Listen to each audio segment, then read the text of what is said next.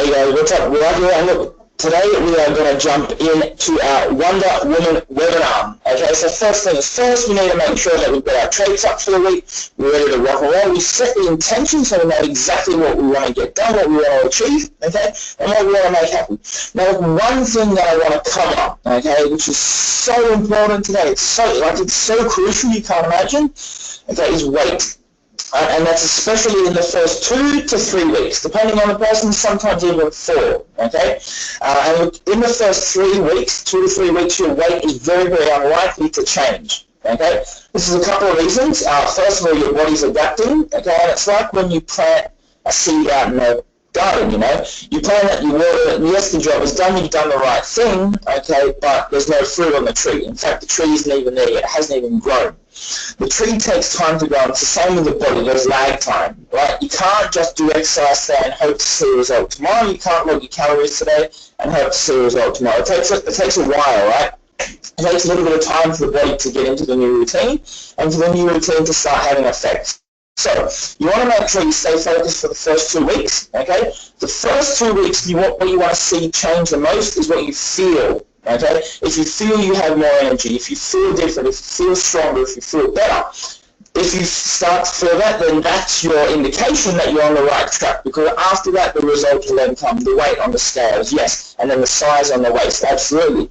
So it's super crucial in the first couple of weeks. You need to make sure you need to keep in mind that the weight may not change. And this is totally normal. Okay, however, after 3-4 weeks, if the weight has not changed and the size has not gone down, then we need to do something different. Then we need to make sure we change, and then we need to make sure we adjust your program so that it does start to get your weight down. Okay, because this works. Like, I've done this for so long, and if you stick to it, it's impossible it doesn't work. Unless there's something physiologically wrong with your body, like your thyroid doesn't work, or there's problems with your liver or something like that, then you will get results. Like, I guarantee it.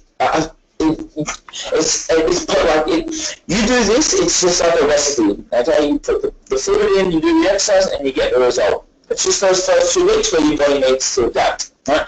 The second thing we want to cover today is weight. All right, so yes, weight is the easiest thing to measure. However, it can also be the most unreliable. If you drink 500 mils of water or tea, in my case, your weight will go up half a kilo, okay? It doesn't mean I've gotten fatter, it doesn't mean my body has changed at all. What it just means is now that this liquid is now inside of me instead of outside of me, which will therefore mean my weight will go up by half a kilo, okay? It doesn't mean anything, because when I go to the toilet, that's going to disappear. So weight can change not only with what's in the stomach, with food, with water, especially being female, as you come up and down and go through your cycle, okay, that will also heavily influence. I've seen girls go up anywhere from 3 to 5 kilos, okay, as they go through their cycle. So what you want to do with that is you want to make sure you measure around your stomach. That's why we do our measurements. Okay, we do our measurements every month to make sure that we're on track at the same time every month to make sure that we're on track. So even if we are measuring in the middle of your cycle, okay, then what will happen is next time we measure will be in the middle again, so we'll still get a consistent result because there will be very little variable. That's why we do it at the same time, last week or every month, okay, to make sure we're on track.